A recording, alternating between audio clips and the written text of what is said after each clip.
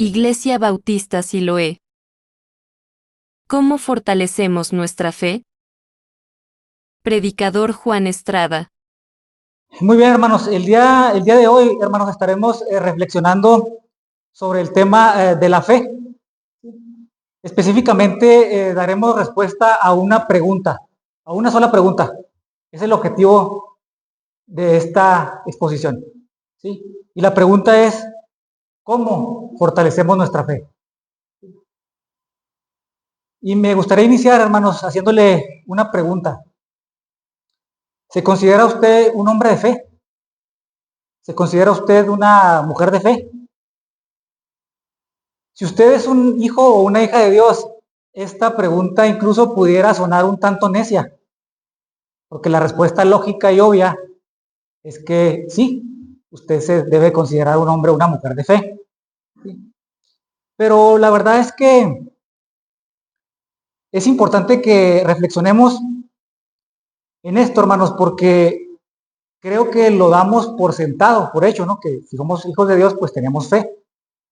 Pero ¿qué me diría usted si yo le dijera que en realidad todo el mundo tiene fe? Si no me cree, hasta los ateos, los que se dicen que son ateos, tienen cierto grado de fe. ¿Sí? Aunque digan no creer en Dios, al final de cuentas ellos también creen en algo o creen en alguien. O sea, eso de decir que no creo en nada es absurdo. O sea, todos tenemos cierto grado de fe, independientemente de sus creencias religiosas. Mire, una persona puede incluso ejercer fe cuando usted va, por ejemplo, manejando en su automóvil y de repente se detiene la luz del semáforo en rojo. Usted está esperando que la luz cambie a verde, ¿verdad? Usted está ejerciendo fe en la persona que calibró esa luz del semáforo. Porque seamos honestos, normalmente cuando se pone en verde, pues usted acelera, ¿no? Su carro. Y normalmente usted no tiene por qué fijarse, deberíamos, ¿verdad? Pero nadie, creo que nadie hacemos, muy pocas personas hacemos, que nos fijamos a ver si no viene un carro. ¿Por qué? Pues porque el semáforo está en verde. Y de cierta manera estamos ejerciendo fe en que el semáforo va a cambiar y que no me va a pasar absolutamente nada, que no me va a impactar y que voy a seguir mi camino. Todos seguramente aquí también hemos confiado y hemos ejercido cierto grado de fe cuando vamos con un médico, por ejemplo, a que nos diagnostique y nos dé un tratamiento, pues también ejercemos un grado de fe en el conocimiento que tiene el médico, ¿verdad? Yo creo que nadie salimos de ahí pensando que el medicamento que nos dio lo confundió con un veneno para ratas, ¿no? O sea, obviamente no pensamos en eso. ¿Sí? Estamos ejerciendo cierto grado de fe. Es más, para que quede más claro, y se va a sonar un poco raro este ejemplo que voy a dar, de hecho ejercemos fe, hermanos, cuando decidimos comer en la calle. ¿Sí? Usted confía que al menos la persona que prepara los hot dogs, los tacos o la pizza, lo que vaya a comer, pues al menos se lavó las manos, ¿no? Pues no piensa usted que le va a hacer daño, que no se lavó las manos y que le va a generar un problema estomacal, ¿no? Y es la verdad, hermano, todos tenemos cierto grado de fe, esa es la realidad. Sin embargo, déjeme decirle que muchos cristianos, hermanos, creen que la fe es únicamente un sentimiento, ¿sí? Pero cuando llega la tormenta, ¿sí?, a nuestras vidas, vemos cómo ese sentimiento se esfuma, se esfuma. ¿A poco no le ha pasado? ¿Sí? Pero permítame decirle que la fe es más que un sentimiento, es la decisión, ¿sí?, consciente de confiar, aunque no podamos ver absolutamente nada. Eso es fe. De hecho, la misma escritura, déjeme le comparto que en Hebreos capítulo 11, versículo 1, nos dice qué es la fe. Digamos que nos da un concepto bíblico de lo que es la fe. ¿Sí? Y permítame leérselo en una traducción moderna. Y dice lo siguiente, Hebreos 11.1, dice, confiar en Dios es estar totalmente seguro que uno va a recibir lo que quiera, de estar convencido de que algo existe aun cuando no se pueda ver. ¿Sí? Si bien a lo largo de la escritura, hermano, desde Génesis a Apocalipsis, podemos ver una larga lista de hermanos, siervos del Señor, ¿sí?, que ejercieron gran fe, que nos dieron un ejemplo de una gran fe. Y es precisamente esta tarde, hermanos, que vamos a reflexionar sobre una historia que se registra en el Evangelio de Marcos, capítulo 4, versículos del 35 al 41. Le pido que por favor me ayude a buscar ahí en su Biblia este pasaje de la Escritura y me siga por favor ahí con su vista. Sé que ya lo leímos, pero voy a tomarme el tiempo de leerlo. Sígame con su vista. Y dice la palabra del Señor. Aquel día, cuando llegó la noche, les dijo: pasemos al otro lado. Y despidiendo a la multitud, le tomaron como estaba en la barca, y había también con él otras barcas. Pero se levantó una gran tempestad de viento y echaban las olas en la barca de tal manera que ya se anegaba. Y él estaba en la popa durmiendo sobre un cabezal, y le despertaron y le dijeron: Maestro, ¿no tienes cuidado que perecemos? Y levantándose reprendió el viento y le dijo al mar: calla, enmudece. Y cesó el viento y se hizo una gran bonanza. Y les dijo: ¿por qué estáis amedrentados? ¿Cómo no tenéis fe? Entonces temieron con gran temor y se decían el uno al otro: ¿quién es este que el viento y el mar le obedecen? No sé qué usted piense, hermano, de este pasaje, pero este tipo de relatos, a mí en lo personal, son los que más me gustan. Son de esas historias que tienen cierto grado de dramatismo, que nos tienen en suspenso, aunque es una historia corta, pero es como si fuera una película de suspenso, ¿no? A mí me encantan estas historias en la escritura, y sobre todo porque tiene un final feliz. ¿Sí? Y sobre todo también porque en esta historia, en este pasaje, hay una intervención de un héroe. En este caso, el Señor Jesucristo. Y este pasaje, hermanos, es al menos en lo personal, como les digo, nunca, hasta la fecha, espero nunca cansarme de leerlo. ¿Sí? De hecho, es un pasaje que no es que les presuma ahora, pero muy más seguido de lo que usted imagina, recurro a él. ¿Sí? No me aburre, la verdad es de que lo conocí, lo leo y la verdad es que siempre encuentro una palabra de aliento. ¿Sí? Pero le invito a que vayamos juntos a analizar cada versículo, ¿sí? Y tomemos esto como digamos, como un contexto para poder entender la lección que Dios nos tiene el día de hoy. ¿Sí? Y más adelante, cuando comparta con ustedes la conclusión de este pasaje, me van a entender por qué estoy hablando de esto. ¿Sí? Dice el versículo 35, dice que el día, cuando llegó la noche, les dijo: pasemos al otro lado. Sin duda, hermanos, este día en específico había sido un día muy difícil para el Señor y sus discípulos. Ese día Jesús había sido acusado de blasfemia. Si usted lee los capítulos anteriores, se puede dar cuenta que también Jesús había sido visitado por su madre y sus hermanos. De hecho, la intención de sus parientes, de su familia, era llevárselo a casa. Ellos creían que Jesús estaba disvariando. ¿Sí? Pensaron que se había vuelto loco. El Señor estaba predicando. ¿Sí? Entonces llegaron ellos para convencerlo. Luego predicó sus primeras palabras a la orilla del mar. Y permítame meterlo un poquito en el contexto. Jesús estaba seguramente muy cansado. Él y sus discípulos se encontraban específicamente en la orilla occidental del mar de Galilea. El objetivo era pasar a la orilla oriental, o sea, al lado contrario del mar de Galilea. Y esto tenía un doble propósito porque era, digamos, la única manera de que Jesús y los discípulos, al subir a la barca, pudieran tener un momento de tranquilidad después de un día tan ajetreado. Y el otro propósito era poder cruzar el mar de Galilea y llegar a la región de los Gadarenos. Ese era el objetivo primordial del viaje. Ahora, no sé si usted ya notó algo bien interesante en este versículo, y lo invito a que notemos ahí la idea, hermano, mejor dicho, de pasar de un lado a otro, fue idea de Jesús. Y usted se puede preguntar: ¿y eso qué tiene que ver, no? Tiene que ver mucho, porque si el Señor les dijo a los discípulos que pasaran de un lugar a otro, los discípulos creo que debieron, no estoy reprochando, ¿no? Porque yo soy un hombre también de poca fe, pero los discípulos creo que debieron de tomar esta declaración del Señor como garantía de un viaje seguro. Si el Señor me lo está mandando, pues ¿a qué le puedo temer, no? Viéndolo desde ese punto de vista, no sé si usted esté de acuerdo, pues es hasta lógico, ¿no?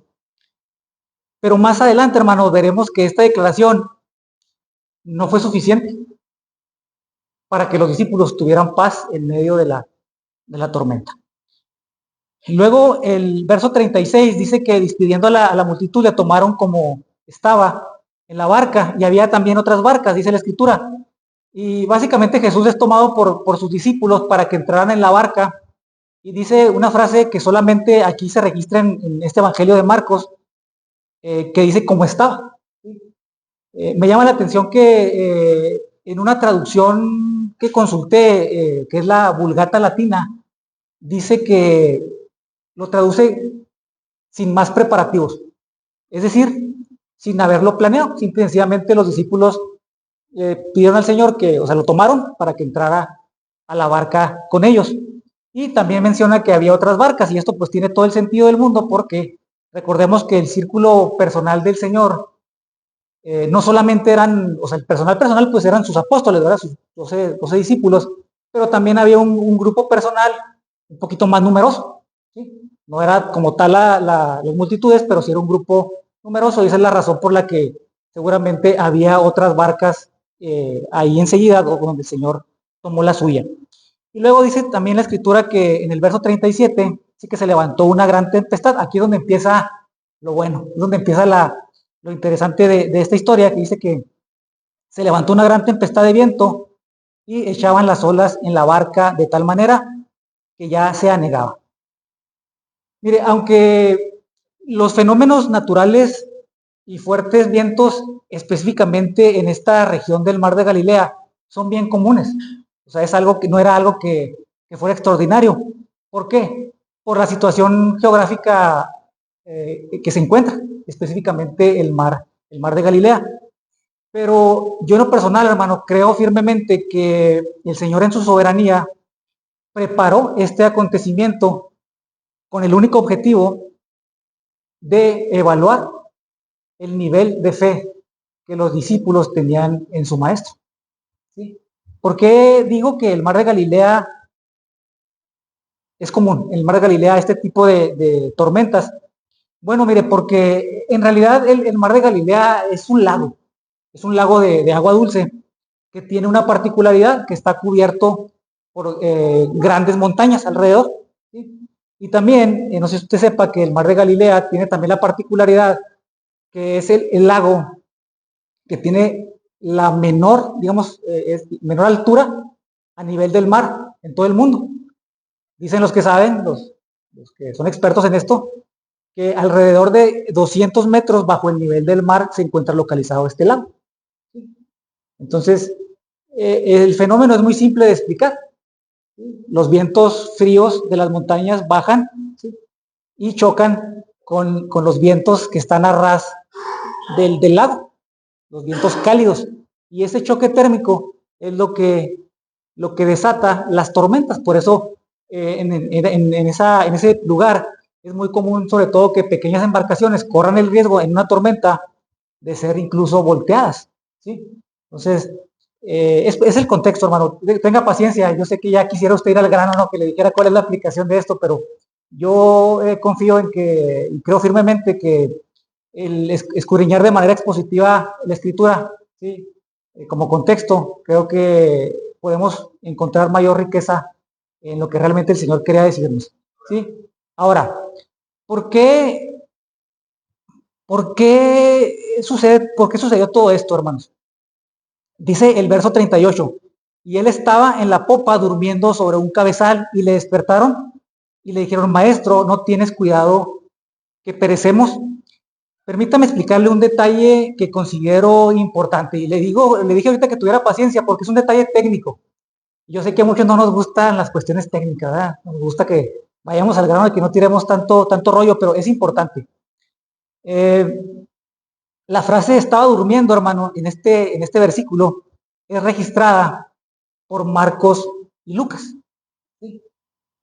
En el original que se utiliza en estos dos evangelios, es un tiempo, en el original griego, es un tiempo imperfecto. ¿Sí? Y esto, hermanos, técnicamente lo que significa es que el Señor Jesús estaba durmiendo. Así literalmente estaba durmiendo. Sin embargo, Lucas utiliza otra frase y me llevé una sorpresa cuando estaba comparando estos evangelios, porque como usted sabe, esta misma historia, pues la podemos ver en los evangelios sinópticos, ¿no? Entonces, el evangelio de Marcos registra la frase en el original, se durmió. Y usted va a estar pensando, ¿y a este loco qué le pasa, no? ¿Qué tiene que ver si técnicamente es lo mismo? No, técnicamente no es lo mismo, porque Marcos utiliza un tiempo que en su idioma original griego es un tiempo aoristo ingresivo de indicativo. Y en el caso de los anteriores evangelios, el tiempo que se utiliza es imperfecto, que es registrado por Mateo y por Marcos, el cual revela, hermanos, que Jesús no estaba preocupado, que de hecho estaba dormido. Entonces, ¿qué más prueba quiere de que el Señor no estaba de ninguna manera preocupado y estaba profundamente dormido? Subrayando, obviamente, viéndolo desde el original, que Jesús, en su humanidad, necesitaba descansar. Si estaba durmiendo profundamente, pues es porque necesitaba descansar, lógicamente. Pero a la vez, hermanos, aunque el Señor fue a descansar, a dormir profundamente, Él tenía una profunda confianza que nada, absolutamente nada malo les iba a pasar. ¿Sí? Pero lo interesante, hermanos, es que en Lucas, siendo también inspirado por el Espíritu Santo, plasmó su estilo característico. Es decir, como usted sabe, Lucas, vamos a decir que no era del montón, era un hombre letrado. Él era médico de profesión, pero también era escritor. Y lógicamente, hermanos, nos da mucha luz el tiempo en el que registra este acontecimiento, que en mi opinión es la clave de este pasaje, ¿sí? Porque utiliza este aoristo ingresivo indicativo que dice se durmió. Ahora, ¿cuál es la diferencia? Muy simple. Esta frase se durmió enfatiza una acción deliberada de Jesús por dormirse. Él estaba perfectamente consciente de lo que estaba haciendo, independientemente que estuviera cansado o no. Este tiempo indica que Jesús tomó la decisión de irse a acostar, a dormir, sabiendo lo que estaba sucediendo. ¿Y esto qué tiene que ver? Tiene mucho que ver, hermanos, porque esto es un acto de fe activa y no pasiva de Jesús en su Padre Celestial. ¿Sí? Y es precisamente este nivel de fe que el Señor Jesús quería mostrar a sus discípulos. ¿Sí? No solamente esa fe de creer en Él, esa fe que es la misma que nos salvó a usted y a mí. No me refiero a ese tipo de fe, el Señor no se refería a eso. Se refería a una fe activa. De que el Señor, aún así, viendo la tremenda tormenta, Él tomó la decisión consciente y deliberada de ir a dormir.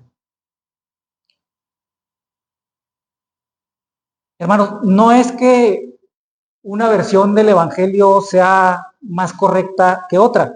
Simple y sencillamente debemos de recordar que el Señor utilizó a sus siervos para inspirarlos a escribir sus propios pensamientos de su corazón, pero el Señor también y el Espíritu Santo siempre respetaron el estilo de cada uno de los escritores del texto sagrado. Entonces, ¿por qué analizamos esto así? Porque nos da mucha luz, hermanos. Al final de cuentas, los tres evangelios se complementan al relatar esta historia. Al final de cuentas, lo que importa es que el Señor Jesús quería mostrar lo que es una verdadera fe en Él.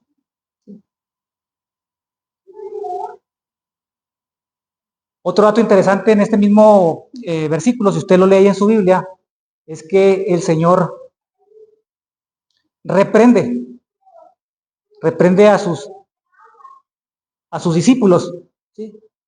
Y esto no lo registra en el Evangelio de Mateo y Lucas. Esto únicamente es registrado en el Evangelio de Marcos.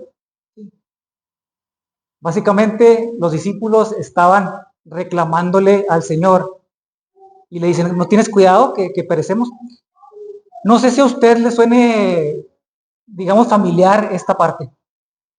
Usted nunca le ha reclamado al Señor nada. Pensé que yo era el único que se la pasaba reclamando. Es más, déjeme le confieso algo. Un día en esta semana pasada, literalmente no dormí en toda la noche y la mayor parte del tiempo hablando con el Señor le reclamé muchas cosas. ¿Sí? Entonces, fíjense que cuántas veces hemos pasado alguna situación que estamos reclamando al Señor. Esto es algo que no solamente nosotros hacemos, sino que también los discípulos del Señor, su círculo más cercano, también, también hacía e hizo. ¿Sí? Y luego dice el verso 39, dice, levantándose reprendió al viento y dijo al mar, calla, enmudece, y cesó el viento y se hizo gran bonanza.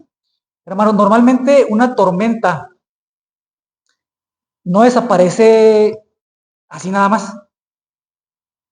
De hecho, las pequeñas tormentas que tenemos aquí nosotros en nuestra región, pues no pasa de que sean lluvias, a lo mejor torrenciales, algunos vientos fuertes, pero normalmente las tormentas no se paran así de improviso, ¿no? Lógicamente empieza a desvanecerse poco a poco, ¿sí? Aquí no, dice la escritura que la tormenta cesó inmediatamente. Y aquí podemos ver el poder de Jesús sobre la misma naturaleza, hermanos. ¿Y quién es el que tiene poder sobre la naturaleza? Solamente hay un ser en el universo que lo tiene. Y ese es Dios. Una vez más aquí podemos, hermanos, demostrar que Jesús era Dios. Y luego el verso 40 dice, y les dijo, ¿por qué estáis amedrentados? ¿Cómo es que no tienen fe? Obviamente los discípulos todavía, hermanos, no habían llegado a ser conscientes de quién era realmente el Señor. Sí habían aceptado al Señor como su Salvador, como su Mesías, pero en realidad, hermanos, hasta este punto los discípulos no habían entendido realmente quién era Jesús. Debemos de recordar que en la cultura judía ellos estaban esperando un Mesías, pero la connotación que ellos, o la característica que ellos esperaban en su Salvador, era básicamente, esperaban a un general, a un caudillo, que los libertara de la opresión de los romanos. ¿Sí? Pero básicamente ese era el pensamiento que tenían. Incluso podemos verlo aquí en el contexto, que los discípulos seguían teniendo esa idea errónea. Pensaban que el Señor iba a llegar con un ejército montado en un caballo blanco, ¿sí? Así como Alejandro Magno, ¿sí? Y los iba a liberar, literalmente a través de la fuerza, nada más alejado de la realidad. Y la verdad, hermanos, es que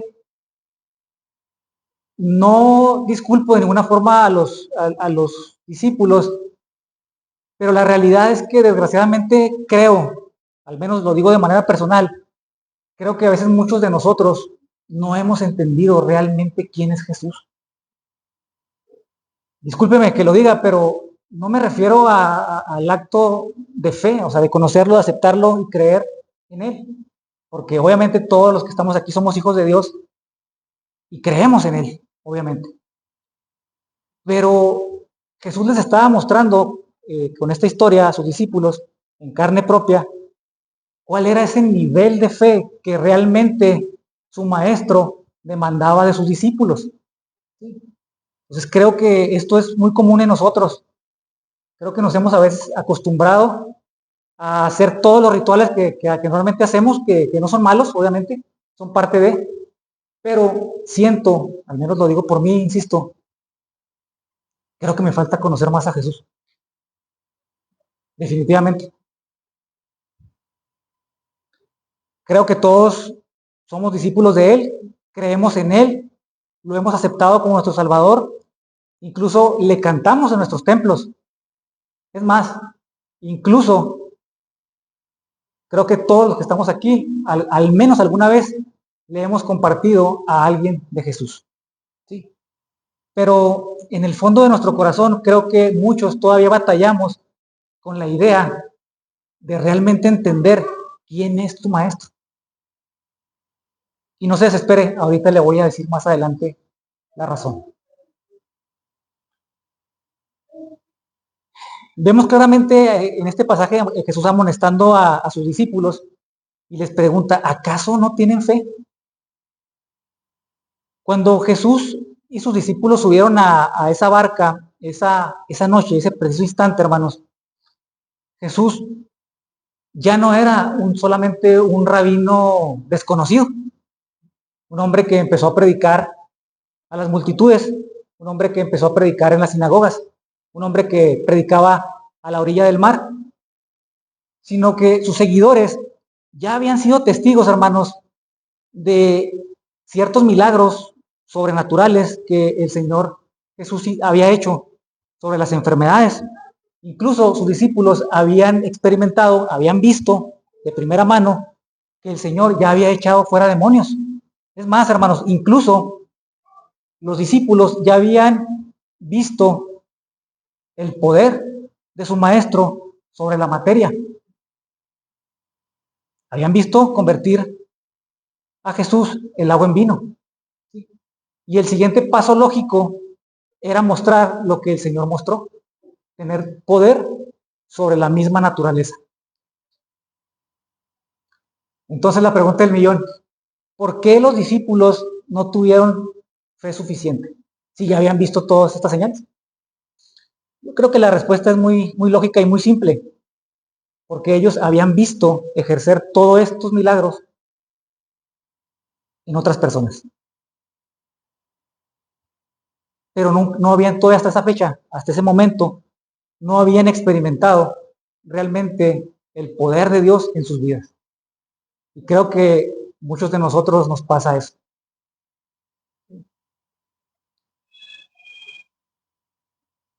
Sí quisiera puntualizar que la falta de fe de los discípulos no era que negaran lo que ya habían visto de ninguna manera. El problema era que los discípulos no habían aplicado lo que habían aprendido a sus propias vidas. Y eso también creo que nos pasa a muchos de nosotros. La verdad es que por eso, si usted recuerda, comencé esta exposición haciéndole la pregunta si usted era un hombre o una mujer de fe. Es algo muy común que nos pasa. Llega la tormenta y nos olvidamos de todo lo que hemos aprendido. ¿No le pasa? Cuando le pasa a alguien más, la verdad es que, gloria a Dios que lo hacemos, ¿verdad? Que le compartimos a la gente y le decimos, hermano, ánimo, Dios está contigo. Y ten fe, ten fe. Pero cuando nosotros estamos pasando por la situación, surge otra pregunta mucho más profunda. Sé que debo tener fe, pero ¿cómo le hago? ¿Cómo le hago para tener fe? O sea, si quiero. Es más, me atrevería a decir que si ahorita hago un censo con todos los que estamos aquí, todos me van a decir que quisieran tener más fe, ¿o no? Obvio, ¿no? Pero ¿cómo le hago? ¿Cómo le hago para tener fe? Dice por último el verso 41, entonces temieron con gran temor y decían uno al otro, ¿quién es este que hasta el viento y el mar le obedecen? Ahora los discípulos, hermanos, dice la escritura que están temerosos, pero no de la tormenta, sino por el poder sobrenatural que acababan de ver al preguntar esta frase. En el original es bien interesante, esta frase dice mucho. ¿Sí? Para la cultura judía esta frase de decir, ¿quién es este? Denota que los discípulos estaban reconociendo que su maestro era mucho más grande de lo que ellos habían pensado que era hasta ese momento. ¿Sí? Sin embargo, surge otra pregunta aquí. Mejor dicho, bueno, hay una pregunta. ¿Quién es este? ¿Quién es este? Y hasta el mar le obedece. Es bien interesante que aunque esta pregunta en el texto original pareciera quedar sin respuesta, es decir, como una pregunta retórica, déjeme decirle que más adelante el apóstol Pedro la contestaría.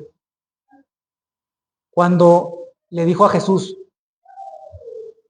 tú eres el Cristo, el Hijo del Dios viviente. Ahora, hermanos, contestando a la pregunta original, ¿cómo le hago para tener fe? Porque el decir ten fe, yo creo que cualquiera lo podemos hacer, ¿no? De hecho, creo que estoy seguro que todo lo hemos hecho. Es más, yo lo he hecho muchas veces, con conversos o inconversos. Si alguna vez he aconsejado a alguien, pues es muy sencillo, ¿no? Tienes que tener fe. Ten fe. Dios está contigo. Y aunque la fe, hermanos, es un don de Dios, lo dice la Escritura, también la Escritura enseña que cada uno de nosotros debe de responder a ese don. Romanos 10:17. Por tal motivo, hermanos, contestar a la pregunta original, que es el objetivo de esta reflexión, ¿cómo podemos fortalecer nuestra fe? Creo que, y he llegado a la conclusión, estoy firmemente convencido, que debemos nosotros de adoptar principios bíblicos, ¿sí? Principios bíblicos básicos. Sé que no debería yo no debería tener la necesidad yo de recordarle los principios que le voy a compartir, porque se supone que si usted es un hijo o una hija de Dios, esos principios usted los hace o los practica diariamente, a diario. Pero la verdad es que sí se los voy a recordar y me los voy a recordar a mí mismo, porque creo que nos hace falta a muchos de nosotros, porque nos hemos olvidado de ellos. En la Biblia, hermanos, leemos sobre profetas y hombres de Dios y mujeres de Dios que imploraron por dirección de Dios a su pueblo que escucharan la palabra de Dios. Y ese mismo mandato o esa misma idea de que Dios quería que su pueblo en la antigüedad escuchara su voz por medio de los profetas sigue estando vigente el día de hoy, porque el Señor quiere que nosotros sigamos escuchando su voz por medio de su palabra. Entonces, ¿cuál es el primer principio, hermanos, que quiero compartir con ustedes? ¿Cómo puedo aumentar mi fe? No voy a descubrir el hilo negro. Usted ya sabe, pero se lo voy a recordar. Escuchando y estudiando la palabra de Dios. Y usted me puede decir, ¿eso lo hago? ¿Realmente lo hace? No me conteste. Contéstese usted. O sea, ¿realmente usted escucha y estudia la palabra de Dios regularmente? Esperaría que la respuesta fuera así, ¿no? Si usted es un hijo de Dios, es lo que usted tiene que hacer todos los días, ¿no? Y no que tenga que hacer, sino que usted desea hacer, que es diferente. ¿Sí? Los discípulos de Jesús, hermanos, aún en su falta o en su titubeo de fe, adoptaron este principio. ¿Por qué? Porque ellos estaban haciendo la voluntad de Dios. Aún y con todas sus fallas, ellos estaban siguiendo a su maestro. Estaban escuchando la voz de Dios. Romanos 10:17 dice, así que la fe es por el oír y el oír la palabra de Dios. Hermanos, la fe nace y crece cuando escuchamos, leemos y meditamos la Biblia. ¿O usted conoce otra forma? Cada vez que conocemos más a quién es Dios y cómo obra, nuestra confianza aumenta. ¿No le parece? Hermanos, no podemos pretender que nuestra fe esté fortalecida si no escuchamos la voz de Dios. O dígame, ¿cómo puede hacer eso posible? Yo no me ocupo en escuchar a Dios. ¿Por qué mi fe debería estar fuerte?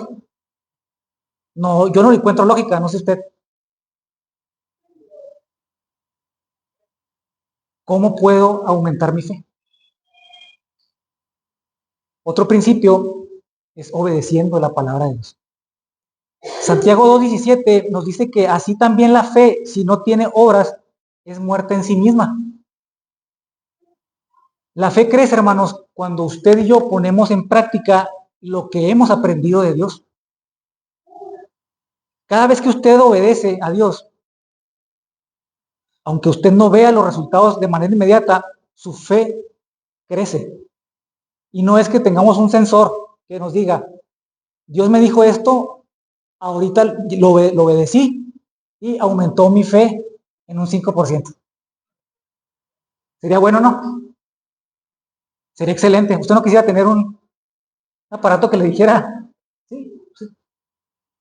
Pero la verdad, hermanos, es que cada vez yo le garantizo que cada vez que usted obedece a su maestro, su fe crece. Porque usted está poniendo en práctica lo que Dios le mandó a hacer. ¿Sí?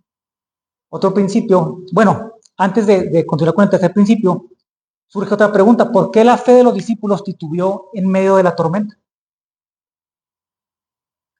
Porque aunque habían escuchado y habían adoptado el primer principio de escuchar a su maestro constantemente, pues estaban con él todo el tiempo escuchándolo, la realidad es que no habían puesto en práctica las enseñanzas de su maestro. Así de simple. No es lo mismo ver, ¿verdad?, que vivirlo, nuestra propia vida. ¿No le parece que es un enfoque muy diferente, por ejemplo, cuando usted le pide consejo a alguien que ya pasó por el problema que usted está pasando? ¿No siente que esa persona, aparte de ser más empática, entiende perfectamente lo que usted está pasando? Ahora, no quiere decir que una persona que no haya pasado por algo y lo aconseja, mientras sea un consejo bíblico, no quiere decir que esté mal. Pero definitivamente el enfoque es diferente. Cuando uno pasa por algo, la verdad es que Dios lo usa grandemente para bendecir a los demás con la prueba que están pasando. ¿Cómo puedo aumentar mi fe? Tercer principio, usted lo conoce. Creo que es con el que al menos yo batallo más. Orando constantemente. Marcos 9:24 dice, el padre, usted debe recordar aquella historia donde un padre desesperado, que se registra en Marcos 9:24, clama a Jesús pidiéndole que sane a su hijo endemoniado. Recuerda qué fue lo que contestó, qué fue lo que le dijo al maestro. Dijo, creo, ayuda a mi incredulidad. La oración, hermanos, es el medio por el cual reconocemos todos nosotros nuestra debilidad y le pedimos a Dios que aumente nuestra fe. Si usted quiere aumentar su fe, tiene que hacer estos principios. Usted tiene que pedirle a Dios que aumente su fe. Pero Dios no va a poder aumentar su fe si usted no hace los demás principios, ¿verdad? Obviamente. Si usted no lee la palabra, si usted no ora, ¿cómo piensa que Dios, si no obedece a Dios, cómo piensa hacerle para que Dios aumente su fe? Los discípulos, hermanos, si usted leyó ahorita el pasaje, hicieron lo correcto en medio de la tormenta. Después de que titubearon, ellos clamaron a Jesús. Y creo que es lo que usted y yo deberíamos de hacer cuando las tormentas, sobre todo cuando las tormentas llegan a su vida. ¿Sí? Clamar al Señor. Cuarto principio es, ¿cómo puedo aumentar mi fe? Recordando la fidelidad de Dios. Salmo 103:2 dice, bendice alma mía a Jehová y no olvides ninguno de sus beneficios. Recordar cómo Dios nos ha ayudado en el pasado, hermano, es una forma tremenda, se lo garantizo, para que Dios aumente su fe. No sé si usted ha hecho un ejercicio que le recomiendo si no lo ha hecho. Yo lo he hecho algunas veces. De hecho, regularmente lo hago, mejor dicho. Tomo un cuaderno, y tomo una pluma, un lápiz, y empiezo a recordar. Me siento primero tranquilamente y trato de no pensar en nada más que en recordar todas las veces en las que el Señor me salvó de alguna situación, todas las veces que el Señor me bendijo con algo material, con salud, con cualquier cosa. Y se sorprendería, hermanos, las planas que usted llenaría. Y no me refiero únicamente de que usted es cristiano. Escriba y recuerde todas las veces que el Señor lo salvó. Aún no siendo un hijo de Él. El Señor, estoy seguro que mostró misericordia con usted en alguna etapa de su vida. Entonces, ¿cómo puedo aumentar mi fe? Recordando lo que el Señor ha hecho en mi vida. ¿Sí? ¿Cómo puedo aumentar mi fe? Quinto principio, manteniendo mi mirada en Jesús. Hebreos 12:2 dice, puesto los ojos en Jesús, el autor y consumador de la fe. La fe, hermanos, no se sostiene mirando la tormenta. Esto es lo que tenemos que entender, quedar claro. Mi fe se fortalece cuando yo veo a Jesús, no a la circunstancia. ¿Cuál fue el error de los discípulos en la tormenta? Dejaron de ver a Jesús y empezaron a ver la tormenta. Así que la próxima vez que su fe titubee, voltea a ver a Jesús, no voltea a ver las circunstancias. Porque si usted ve las circunstancias, le aseguro que va a tener un ataque de ansiedad. Por último, sexto principio, ¿cómo puedo fortalecer mi fe? Rodeándose de creyentes firmes. Hebreos 10, 24, 25 dice, y considerándonos unos a otros para estimularnos al amor y a las buenas obras, no dejando de congregarnos. La fe, hermanos, se fortalece en comunidad. Yo, hasta ahorita, el tiempo que tengo de ser un hijo de Dios, no entiendo, no me da mi capacidad para entender cómo hay cristianos que se dicen cristianos que no asisten a una iglesia. ¿Cómo puede ser eso posible? Bueno, es posible porque sé que los hay, ¿verdad? Pero para mí es una contradicción. Cada vez que yo vengo aquí al templo, una de mis partes favoritas, son todas, ¿verdad? Pero la parte cuando ustedes, hermanos, dan un testimonio de lo que Dios hizo en la semana.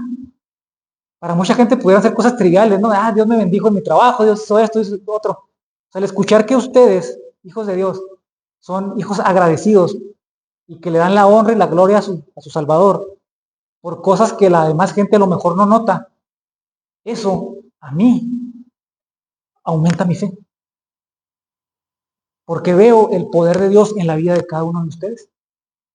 Si bien a lo mejor no tenemos lo que realmente, o sea, lo que hay en nuestro corazón, lo que nosotros quisiéramos tener, no me refiero a cosas materiales, me refiero a muchas cosas. Pero la verdad, hermanos, es que yo estoy seguro que nadie de aquí puede decir que Dios lo ha dejado solo. Nunca. Y aquí sí me atrevo a decir esa palabra que es tan peligrosa, ¿no? Es decir, nunca o siempre. Me atrevo a decir nunca. Estoy seguro. Porque Dios es un Padre bueno. Y no desamparará nunca a ninguno de sus hijos. Entonces, eh, resumiendo, hermanos, ¿cómo puedo fortalecer mi fe? Escuchando y estudiando la palabra de Dios, obedeciendo la palabra de Dios, orando constantemente, recordando la fidelidad de Dios y manteniendo la mirada en Jesús y rodeándome de de creyentes firmes. ¿Sí? Permítame, a modo de conclusión, platicarle algunas cosas que quisiera decirle, que es la verdadera razón por la que yo estoy reflexionando con ustedes este tema de la fe. La verdadera fe, hermanos, he llegado a la conclusión que no es la creencia de que Jesús lo librará de la tormenta, sino más bien es la confianza de que Él está con usted en la tormenta y que Él tiene autoridad absoluta sobre ella. No sé si nota la diferencia. Permítame contarle una pequeña y breve historia que leí hace poco por ahí, en un libro que estaba leyendo. Resulta que en una escuela muy grande, una escuela de niños, primaria, hubo un incendio que se tornaba que iba a ser un incendio grande si no se actuaba de manera rápida. Y cuando suena la chicharra, la clásica, todos los alumnos y maestros empezaron a correr, a salir. Pero hubo un caso particular de una niña que cuando estaba la chicharra y toda la gente gritando y llorando y todo, se quedó en su banca, muy asustada, con sus ojos llorosos, sí, pero permaneció firme ahí. Mientras hubo problemas porque muchos niños se cayeron, los atropellaron, se lastimaron, por salir corriendo, ¿no? Obviamente. Cuando todo esto terminó, que afortunadamente pudieron sofocar rápidamente las llamas, le preguntó la maestra a la niña por qué había permanecido ahí, inerte prácticamente. Y a mí me maravilló la respuesta de la niña. Le dijo, porque le preguntaron, ¿que no tenías miedo? Mucho, mucho miedo. Pero la razón que permanecía así fue porque mi padre terrenal, es bombero.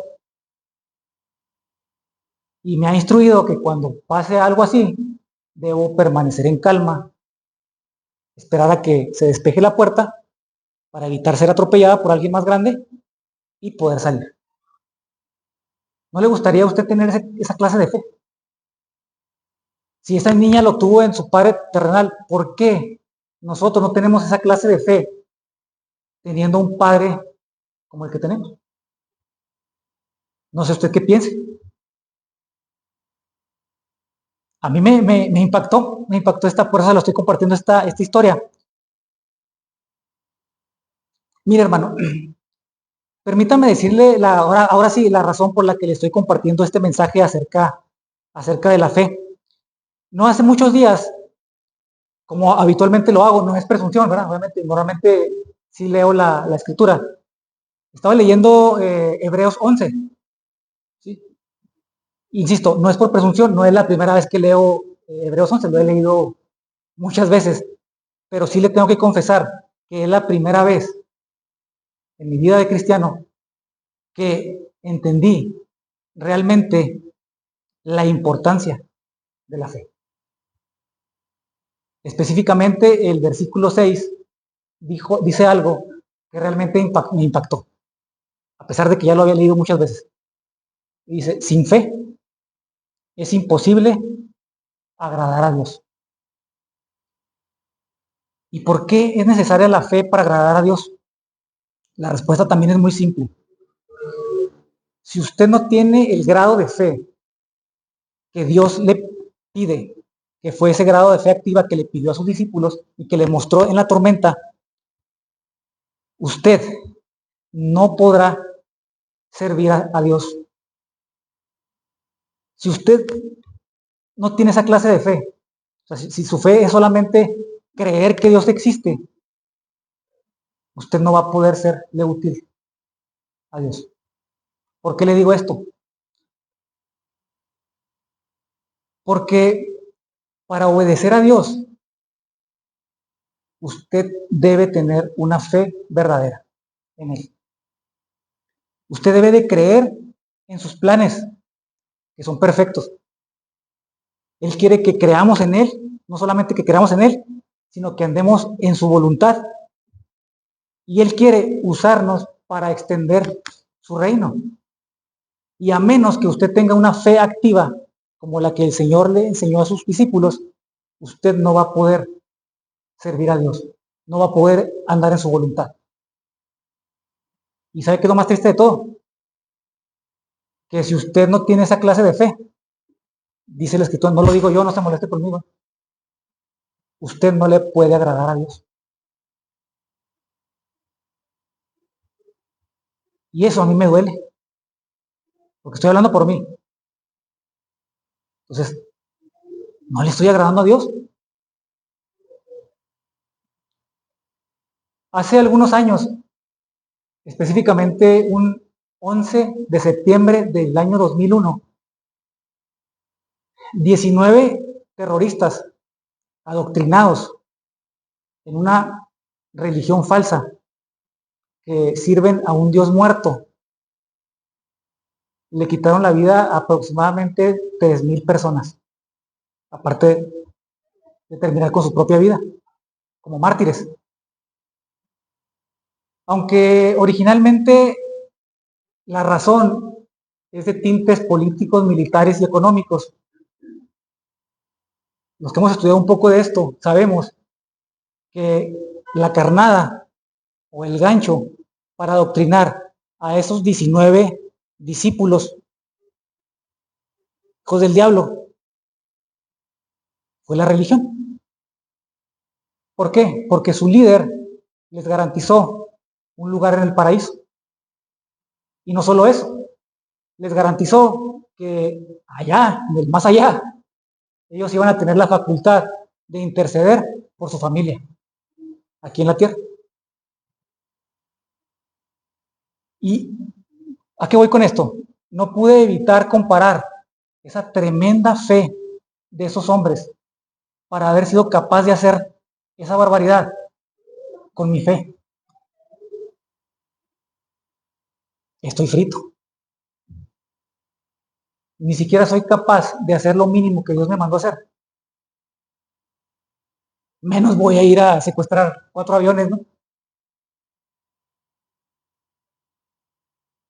Hace una semana, si no mal no recuerdo, el pastor Luis dijo algo que me impactó.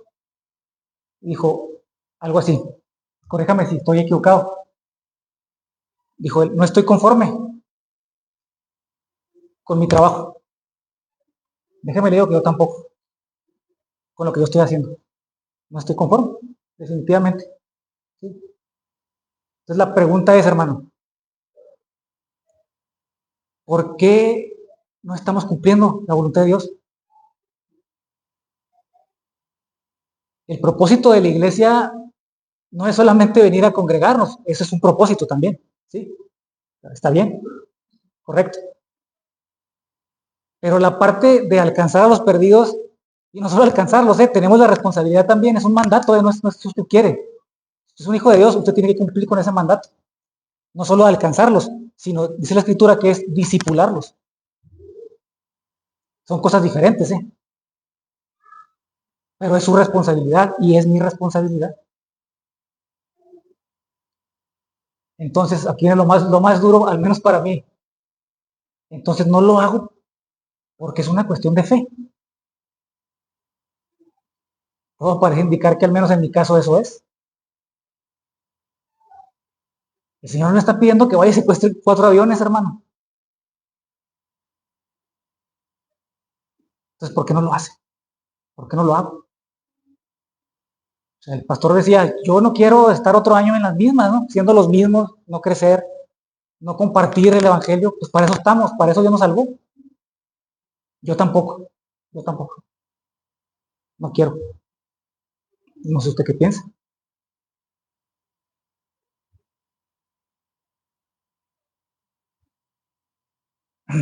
Ya para terminar, hermanos, le voy a pedir que reflexione en lo que le estoy diciendo.